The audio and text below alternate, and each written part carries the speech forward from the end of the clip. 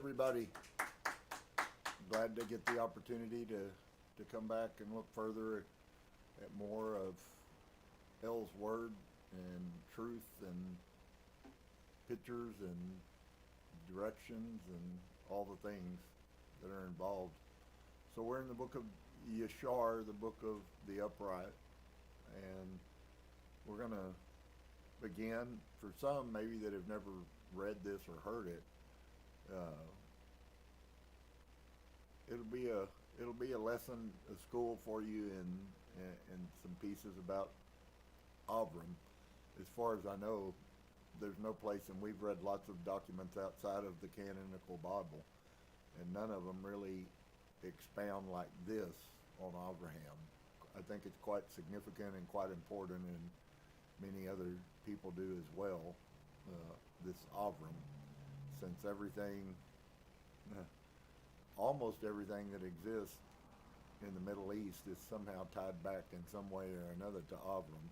And so we're going to pray, and then we're going to be in chapter 8 of the Book of Yashar, the Book of Jasher, and hope you're blessed. Thank you, Father, for all your goodness. Thank you for the wonderful mercy and the kindness that you've already shown us. Thank you for the gifts that you're sending to us that are already en route. I just bless you today and ask you that your will be done in the coming forth of these words, that there might be truths that are brought out and put in front of us for all of us to see openly and plainly. Bless you for it today. Amen.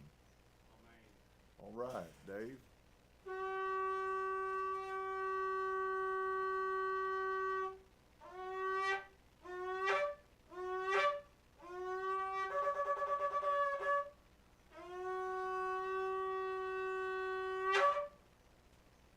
All right.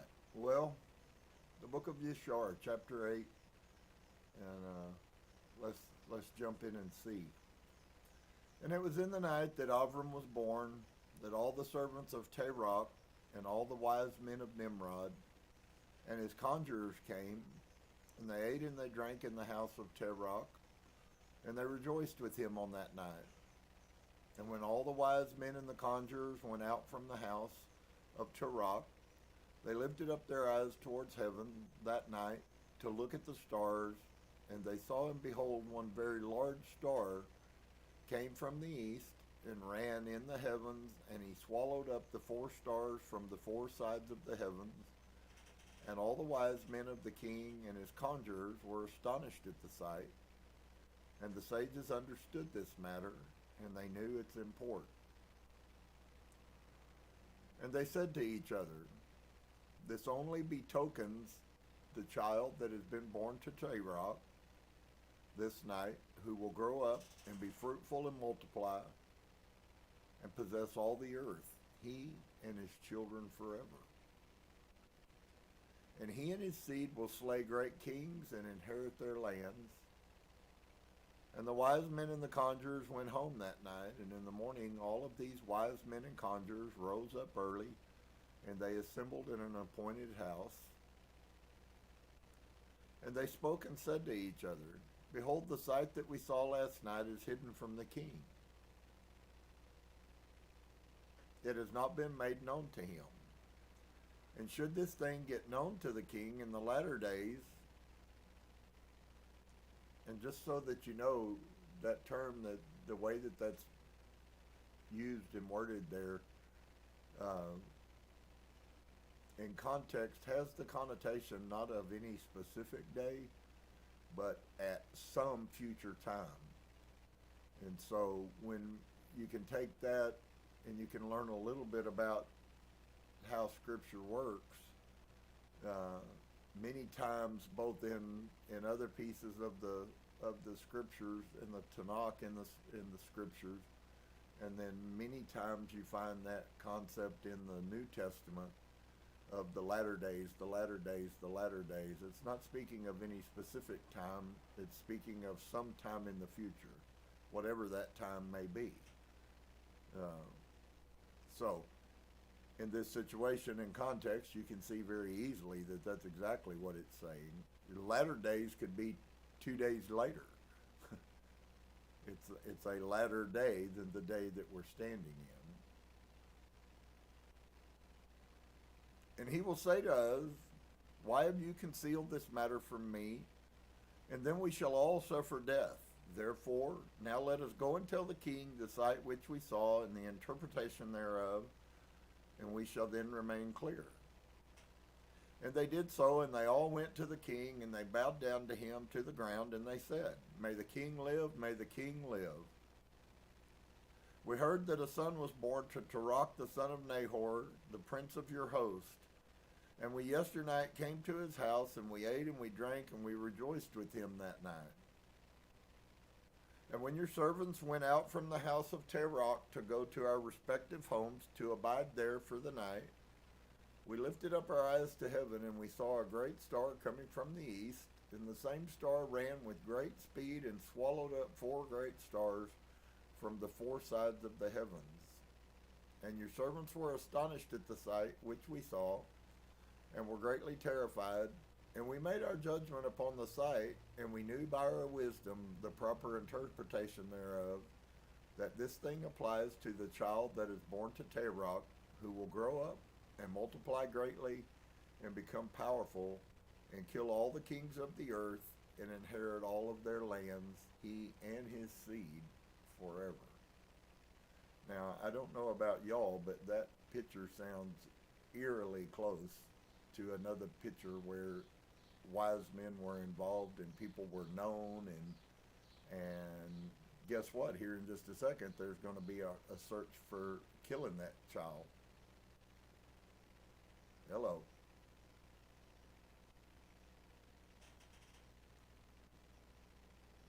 And now, our Lord and King, behold, we have truly acquainted you with what we have seen concerning this child. Once again, a metaphoric picture in your face big time. And if it seems good to the king to give his father value for this child, we will slay him before he shall grow up and increase in the land, and his evil increase against us, that we and our children perish through his evil.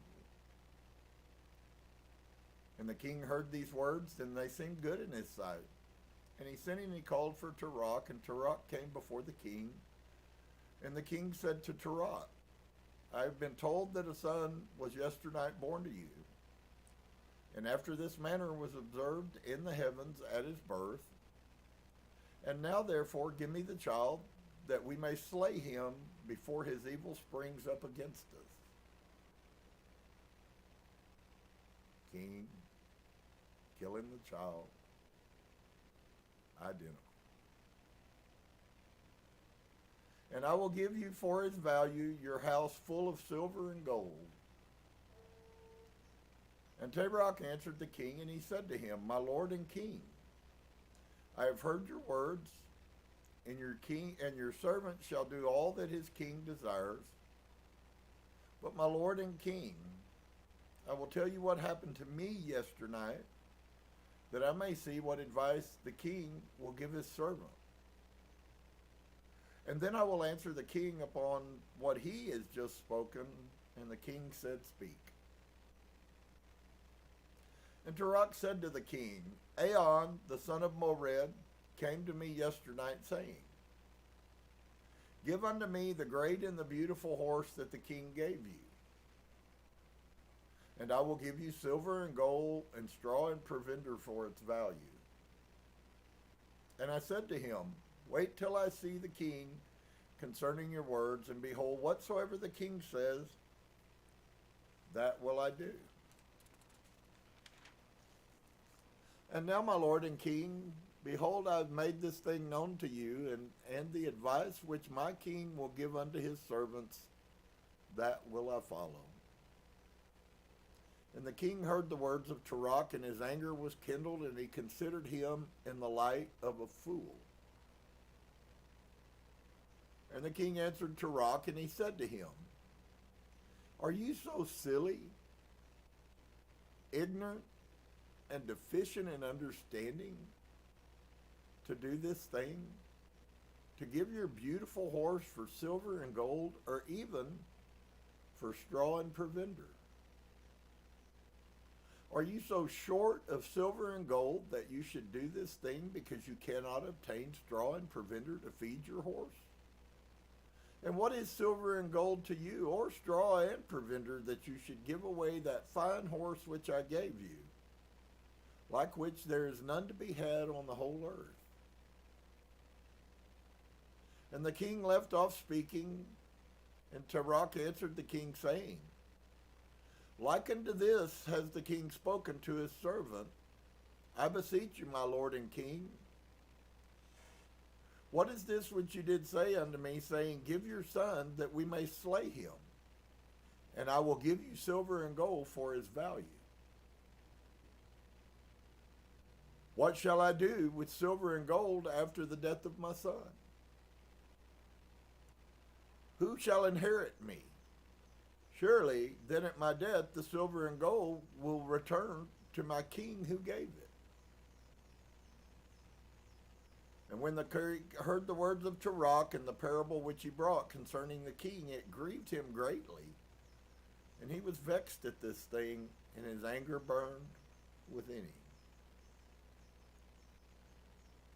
And Tirach saw that the anger of the king was kindled against him, and he answered the king, saying, All that I have is in the king's power. Whatsoever the king desires to do to his servant, then let him do, yea, even my son. He is in the king's power without value in exchange, he and his two brothers that are older than he. And the king said to Tirach, No, but I will purchase your younger son for a price. And Tirach answered the king, saying, I beseech you, my lord and king, to let your servant speak a word before you, and let the king hear the word of his servant. And Tirach said, Let my king give me 3 days' time till I consider this matter within myself, and consult with my family concerning the words of my king. And he pressed the king greatly to agree to this. And the king hearkened to Tirach, and he did so. And he gave him 3 days' time. And Tirach went out from the king's presence, and he came home to his family, and he spoke to them all the words of the king, and the people were greatly afraid. And it was in the 3rd day that the king sent to Tirach, saying, Send me your son for a price, as I spoke to you. And should you not do this, I will send and slay all you have in your house, so that you shall not even have a dog remaining. And Tirach hastened, as the thing was urgent from the king. And he took a child from one of his servants, which his handmaid had borne to him that day. Born to him. In other words, it was his child. And Tirach brought the child to the king, and received value for him. And Yehovah was with Tirach in this matter, that Nimrod might not cause Avram's death.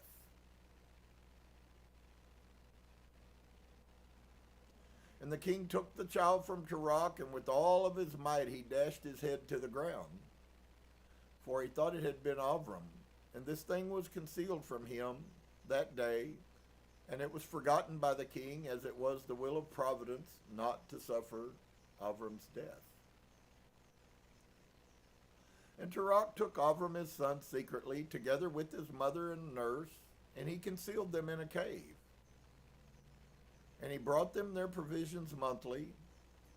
And Yehovah was with Avram in the cave, and he grew up. And Avram was in the cave 10 years. And the king and his princes, soothsayers and sages, thought the king had killed Avram. And Haran, the son of Tirach, Avram's oldest brother, took a woman in those days. Haran was 39 years old when he took her. And the woman of Haran conceived and bore a son, and he called his name Lot. And she conceived again and bore a daughter, and she called her name Milcah. And she again conceived and bore a daughter, and she called her name Sarai. Haran was 42 years old when he begat Sarai, which was in the 10th year of the life of Abraham. And in those days Avram and his mother and his nurse went out from the cave, as the king and his subjects had forgotten the affair of Abram. And when Avram came out from the cave, he went to Noach and his son Shem. And he remained with them to learn the instruction of Yehovah, or the Torah, which, if you remember right, I showed you guys a week or two ago that he lived by the instructions, commandments, and righteousness. So now today you get an answer as to how it was. Where did he get this information? It wasn't a mystical thing. He got it directly from Noah. And he went to Noach and his son Shem, and he remained with them to learn the Torah, the instruction of Yehovah and his ways. And no man knew where Avram was, and Avram served Noach and Shem, his son, for a long time. And Avram was in Noach's house 39 years, and Avram knew Yehovah from 3 years old. And he went in the ways of Yehovah until the day of his death, as Noach and his son Shem had taught him. And all the sons of the earth in those days greatly transgressed against Yah, and they rebelled against him, and they served other Elohim, other mighty ones. This term is being defined kind of right now, and the term really means those of great power. It can be a supernatural being, but it also, and there's some concepts that are coming out about that because we really don't have a clue of who we are.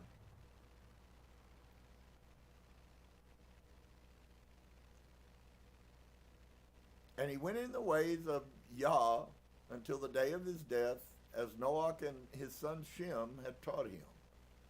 So what he learned of the ways and the commandments and the instructions and the ordinances and the judgments, he walked in that his whole life. And all the sons of the earth in those days greatly transgressed against Yehovah, and they rebelled against him, and they served other Elohim, and they forgot Yehovah, who had created them in the earth.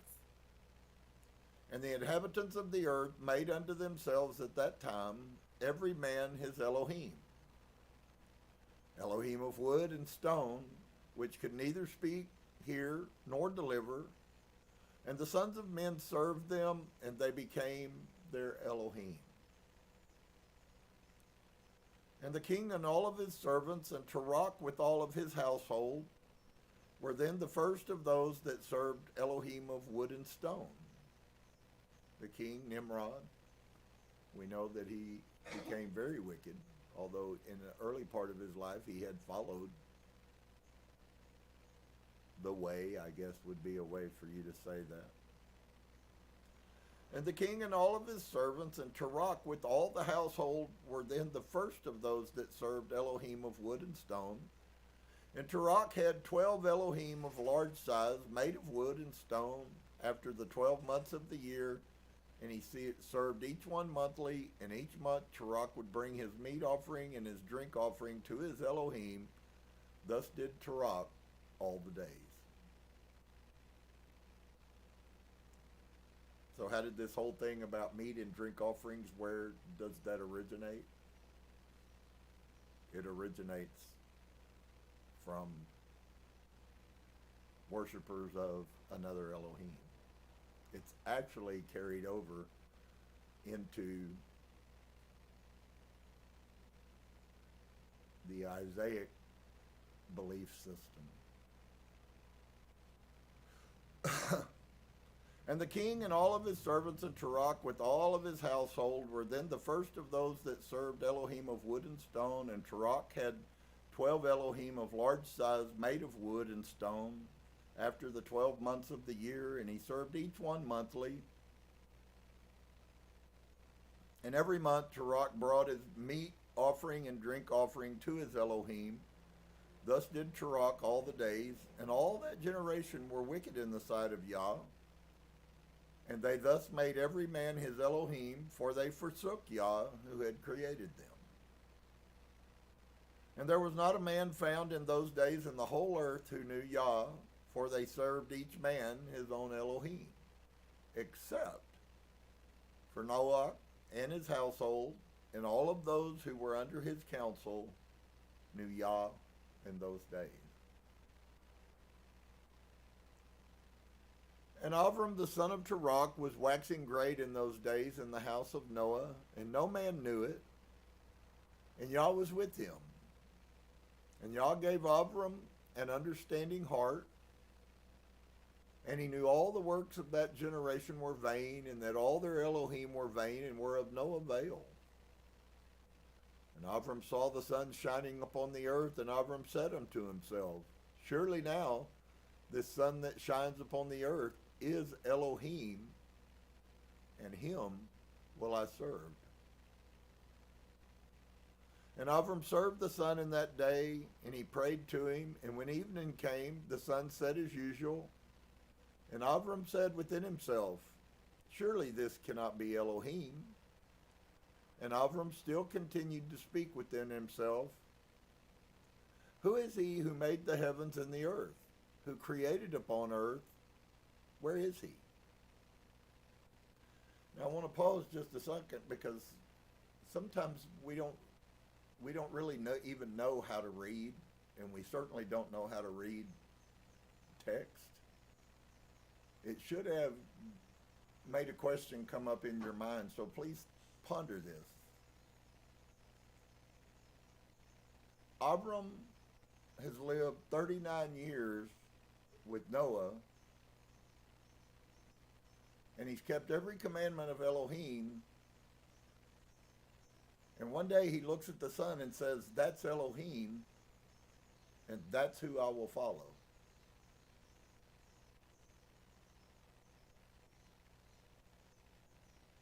Because whether you know it or not, that is the worship of Ra, which comes out of Egypt. So what was it Noah was teaching him? You got to ask yourself a question. See, the problem is Christianity has convinced people that they don't have to use their head. The mass majority of people, when it comes to reading the Bible, I heard a statement made, and it says the Bible is the best-selling book, and when they went back and they've recently, this has been in the last few years, they did research and they went in large areas and large demographic areas and asked lots of people, did a census. How many of those people, how much time in a day, month, year did they read their Bible? And the number was almost zero across the board everywhere they went, whether it was in America or Rome or some other country. So here's two facts that came out of that. The Bible's the most bought book and the least read book of all books created. That's why I've always tried, if I didn't do anything but read 3 chapters here tonight and never offer a word, I still would have blessed you.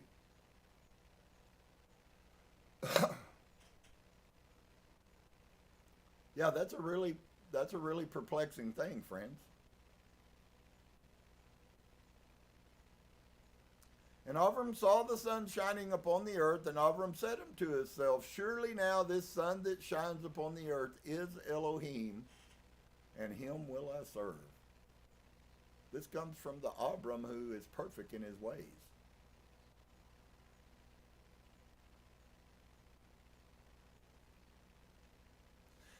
Verse 15, and Avram still continued to speak with himself, Who is he who made the heavens and the earth? So we know at this point he doesn't know. He lived all these years with Noah, he lived all these years with Shem, and he ain't got a clue who the Creator even is.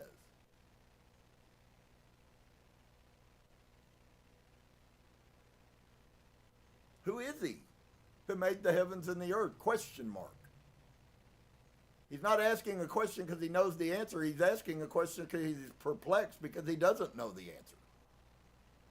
Now, if you can live with Noah 39 years and not know the answer to that question, my friend, there's no reason for us to feel guilty because we do all kinds of things that may be wrong.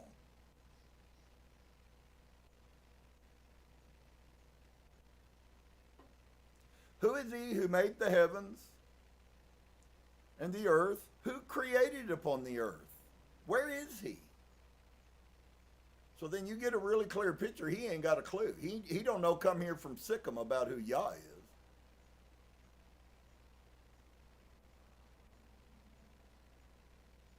And night darkened over him, and he lifted up his eyes towards the west and the north and the south and the east, and he saw that the sun had vanished from the earth, and the day became dark. And Avram saw the stars and moon before him, and he said, surely this is the Elohim who created the whole earth, as well as man. And behold, these his servants are Elohim around him. And Avram served the moon, and he prayed to it all that night. That should be shocking some of you to the very root of your being. If it doesn't, shame on you.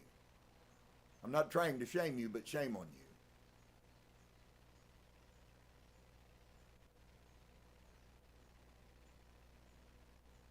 And in the morning when it was light, the sun shone upon the earth as usual, and Avram saw all things that Yehovah Elohim had made upon the earth. And Avram said unto himself, surely these are not Elohim that made the earth and all mankind, but these are the servants of Elohim. And Avram remained in the house of Noah, and there knew Yehovah and his ways, and he served Yehovah all the days of his life, and all that generation forgot Yehovah, and served other Elohim of wood and stone, and rebelled all their days. So you see how that's anticlimactic? We never get a picture whatsoever. We're just told you're supposed to believe it and shut up and don't think. How did just all of a sudden, he just spent all night long worshiping an Elohim, praying to the Elohim of the moon, and all of a sudden now, he just knows. Nothing that tells us Noah helped him.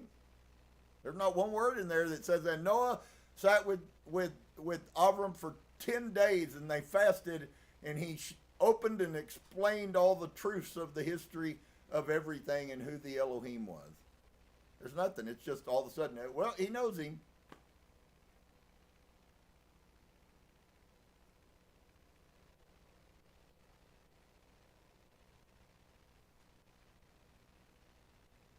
And then we get into the rest of the narrative about it, how everybody else forgot him. And served other Elohim of wood and stone, and rebelled all their days. And King Nimrod reigned securely, and all the earth was under his control, and all the earth was of one tongue and words of union. And all the princes of Nimrod and his great men took counsel together, Put and Mitzrayim and Cush and Canaan, all of which are countries that exist over there to this day, with their families, and they said to each other, come and let us build ourselves a city, and in it a strong tower, and its top reaching to heaven, and we will make ourselves famed, so that we may reign upon the whole world, in order that the evil of our enemies may cease from us, that we may reign mightily over them, and that we may not become scattered over the earth on account of their wars. What people and what wars? Nimrod was the king of the whole world at that time.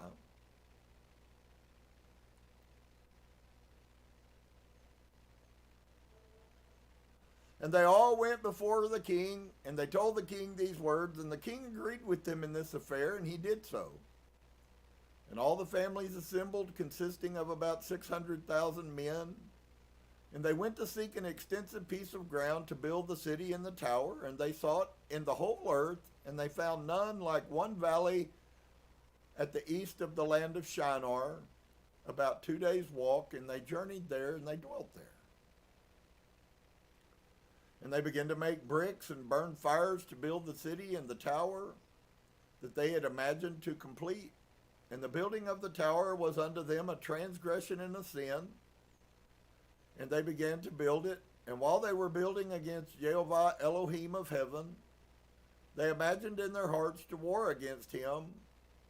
and to ascend into heaven. And all of these people and all the families divided themselves in three parts. The first said, we will ascend into heaven and fight against him. And the second said, we will ascend into heaven and place our own Elohim there and serve them. Remember, here's the thing, and it's going to become very prominent in the future. It was a very sad truth that I had to learn. Even some of the greatest scholars obviously are not aware, or it's an intentional act. But we have been lied to and told our whole lives that when we see the word Elohim, that means God. Friend, the word Elohim has nothing to do with the gods you think you're serving. The word Elohim in Hebrew is plural, and there's no time where it is used singularly. When you hear the word Elohim, it's always talking about a multiplicity of multiple gods.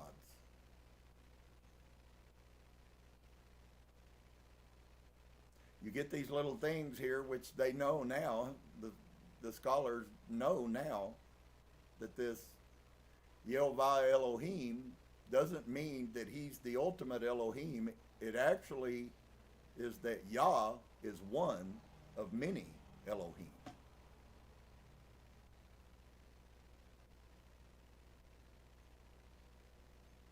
Quite shocking that they have this information.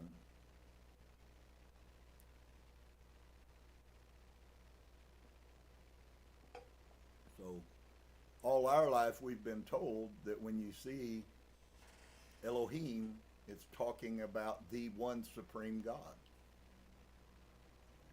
And unfortunately, it can be, but it's in a context just like this is when the name is put with Elohim. It actually means this specific God amongst all of the gods. And they were building against Yehovah Elohim of heaven. Well, they were building this thing to go into heaven and take rule over it, friends. They were going to take rule over all the Elohim, and they were going to set up their own Elohim.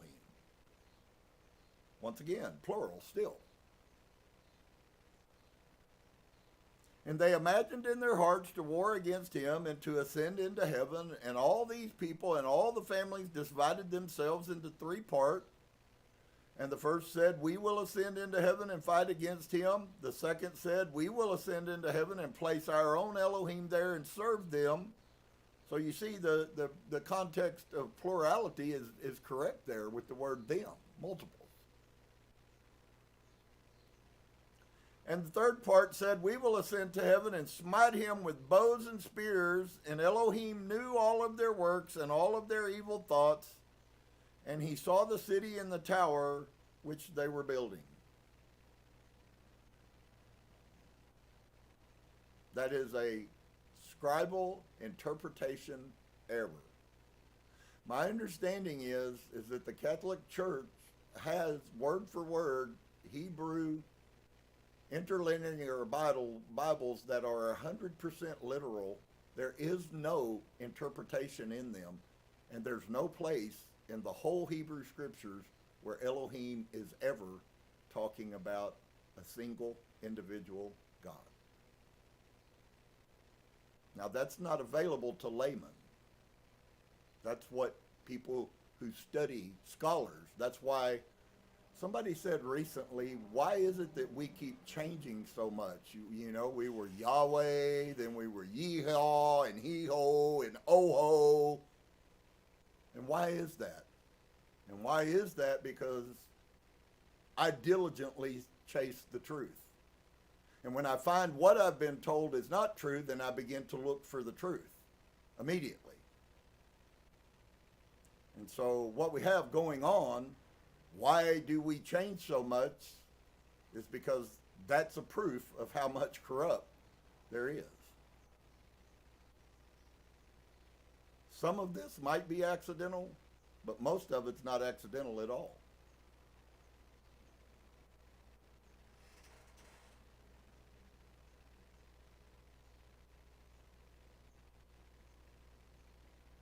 So we will ascend to heaven and smite him with bows and spears. And Elohim knew all of their works and all of their evil thoughts. And he saw the city and the tower which they were building. And Elohim did, in fact, know all of their works. And when they were building, they built themselves a great city and a very high and a strong tower. And on account of its height, the mortar and the bricks did not reach the builders in their ascent to it until those who went up had completed a full year. And after that, they reached to the builders and gave them the mortar and the bricks. Thus was it done daily. And I'm sure that you pretty much can figure out they didn't take a bowl of mortar and walk a year. It would have been a bowl of hardened mortar. And behold, these ascended and others descended the whole day. And if a brick should fall from their hands and get broken, they would weep over it. And if a man fell and died, none of them would even look at him. And Yah knew their thoughts, and it came to pass when they were building, they cast the arrows towards the heavens, and all the arrows fell upon them, filled with blood. And when they saw them, they said to each other, surely we have slain all of those that are in heaven. For this was from Yah in order to cause them to err, and in order to destroy them from off of the face of the ground. And they built the tower and the city. And I've seen what they have found, the remains of it. It still exists in Mesopotamia. And they did this thing daily until many days and years were elapsed. And Elohim said to the 70 angels who stood foremost before him. See, the problem is that's what makes this so difficult. Because at this point, whatever English Bibles we have, they're constantly doing this same thing. They got a corrupt translation, and that's what they're written off of, is a corrupt translation. Come, let us descend and confuse their tongues, that one man shall not understand the language of his neighbor. And they did so unto them. And from that day following, they forgot each man his neighbor's tongue, and they could not understand to speak in one tongue. And when the builder took from the hands of his neighbor lime or stone, which he did not order, the builder would cast it away and throw it upon his neighbor, that he would die. And they did so many days, and they killed many of them in this manner. So they continued, after the languages were confounded, they continued to try to build. And Yah smote the 3 divisions that were there, and he punished them according to their works and designs, those who said, we will ascend to heaven and serve our Elohim, because like apes and elephants, and those who said, we will smite the heaven with arrows. And Yah killed them, and one man through the hand of his neighbor. And the 3rd division of those who said, we will ascend to heaven and fight against him. And Yah scattered them throughout the earth. And those who were left amongst them, when they knew and understood the evil which was coming upon them, they forsook the building, and they also became scattered upon the face of the whole earth. And they ceased building the city and the tower. Therefore he called the place Babel, for there Yah confounded the language of the whole earth. Behold, it was at the east of the land of Shinar. And as the tower which the sons of men built, the earth opened its mouth and swallowed up 1/3 part thereof. And a fire also descended from heaven and burned another third, and the other third is left to this day. And that's literally about all there is the first layer and the steps that go up to it. Mesopotamia, where this happens over in the land of Shinar, is around the Iraq-Iran area. And its circumference is 3 days' walk, and many of the sons of men died in that tower, a people without number. Wow. Wow. So such is the beginning of the trilogy. Uh, there are some that believe that the cave trilogy was actually birthed out of the story of Abraham in the cave. I don't know how much there is to that, but it's highly possible for those of you who were gifted and blessed to have someone who put those esoteric things, I guess you would call them, in front of you. They don't teach too much wisdom anymore in school, so if a child was taught wisdom at all, they're really blessed in this society that we live in. Most people won't have a clue about what I'm even talking about, but those that know. And so there's a world outside the world we're living in, folks. And the problem is that until you get outside of the world you're living in and look at the rest of the world around you, you only know the world you're living in. That's I got into an encounter I tried desperately to get out of the other day, and it was quite amazing that the guy was highly offended that I would ever study history for understanding of what happened in biblical times. Well, isn't it really true that if all of these things happened, there should be some kind of proof? And of course, on many things, there is. Many things. And so, we're looking at the beginning of a people. We're looking at what might the picture have been from Noah on. We don't hear much about Japheth, and right now we're not hearing much about Cush. We know that Cushites are basically the black people of the earth. We know that the Shemites are the Semites, which everybody seems to hate now. The children of Shem that they're trying to throw out of colleges and close down colleges and all of that stuff. Much chaos is functioning in the spirit realm. Have you guys noticed that? I shared with y'all on Saturday that Elle had spoken to me and given me a word, and it's absolutely true that the spirit of rebellion is prevailing. Well, just so that you know, when he does those things, it's really not so much about the other people that hear it. He's giving me an insight. And I like to, unless he tells me not to, I like to try to share, hey, Yah is looking and see, he knows what's going on, folks. He's not surprised by what's happening around us. If many people have those, they don't typically share them with people because most people don't believe anyways that there is spirit forces that are continuing to talk to people and guide and correct and bring instruction and all of those things. But they always have been and they always will be.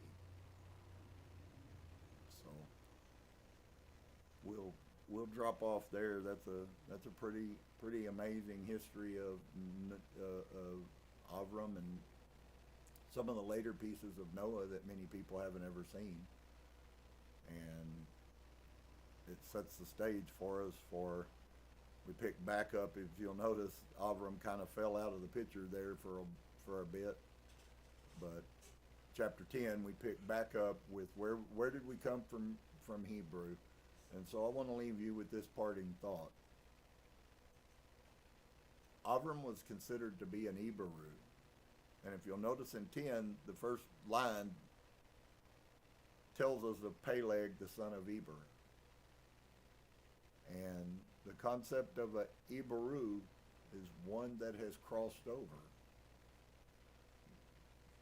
You could also say that one has crossed over, but you could also say that as one that has come out. And it's quite obvious. So for some of you who are struggling with maybe the things that I say, I don't back up. I'm not recanting those things, and neither am I ashamed that I said them. What I said is correct. Christianity is a concocted lie. And I'm not going to back up. You can dislike that. You can continue to be a Christian, and I'm perfectly fine. I hope you're happy. But it's a lie. And so one of the pictures, if we didn't get any metaphoric other picture out of the whole life of Abraham, is this.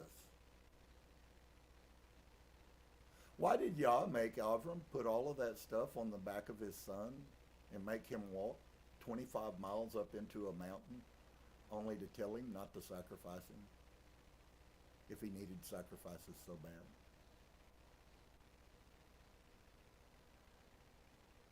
Did y'all know that all of these pictures about the sacrifices and the gold and all of that stuff, did you know that there are ancient gods more ancient than Yah who were bloodthirsty, hungry for sacrifices, gold? They wanted everything that we're told we're supposed to give. Why do the prophets keep telling us that that's not the true El's way? We haven't put that together yet. We haven't.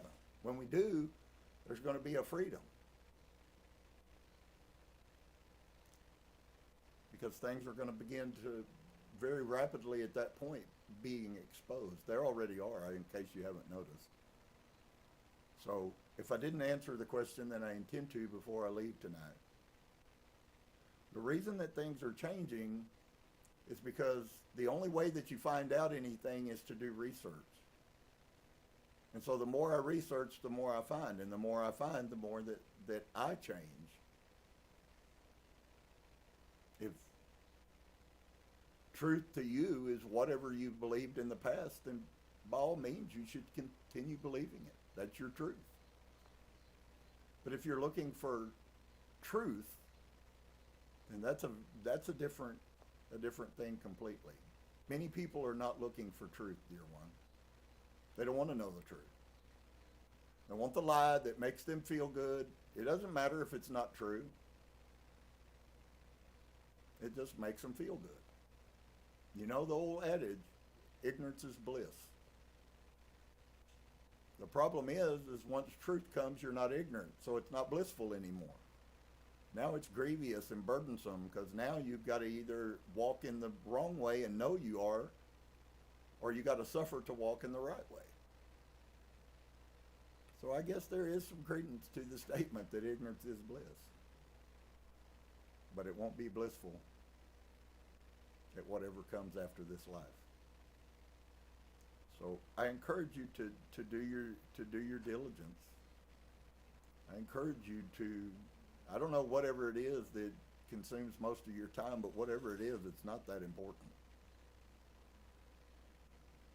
But there are some things like our eternity that are quite important, at least to some people. So I'm here talking to those people today. So shalom to each and every one of you. I hope that you will find peace. I hope that you will begin to understand that there's more than we have any clue of. But it's also a process. And unfortunately, that process is really long and really slow and really arduous and involves everything of you. So because I shared on Saturday quite a bit about, or on Monday, I guess it was, I shared quite a bit about the first command. Love Elohim with all your heart, all your mind, and all yourself. Do you think it is against the first commandment or is for the first commandment that you would care enough to find out that something's not true and to throw it away and continue your journey looking for truth? Do you think that would please him if you ultimately were looking for him? We see it's not uncommon. What is Avram doing?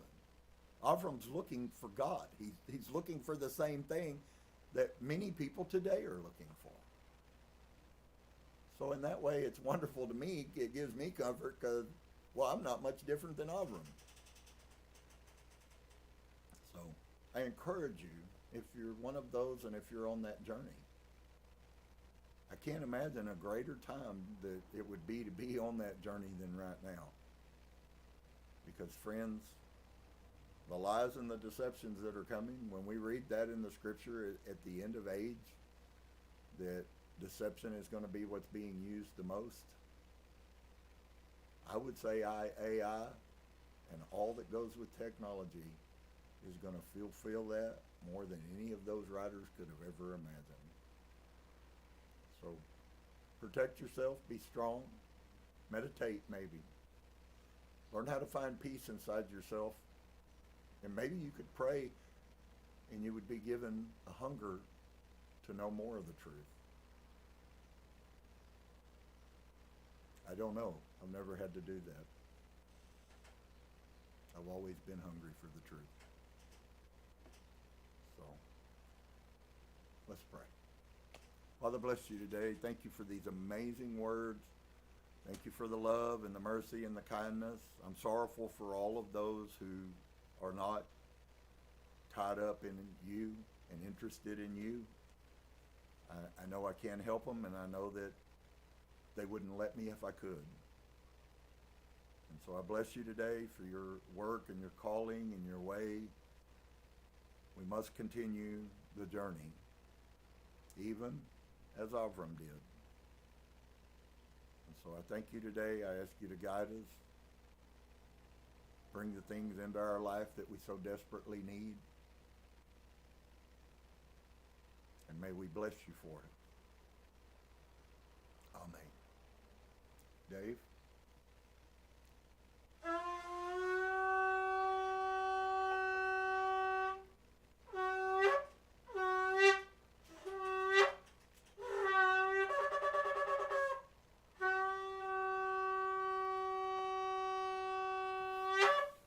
All right. Shalom to each and every one of you. I hope you truly do find the blessing in all that's been given to you and put in front of you tonight. There's many blessings there for you. So, shalom. We'll be back on Saturday at 2 o'clock.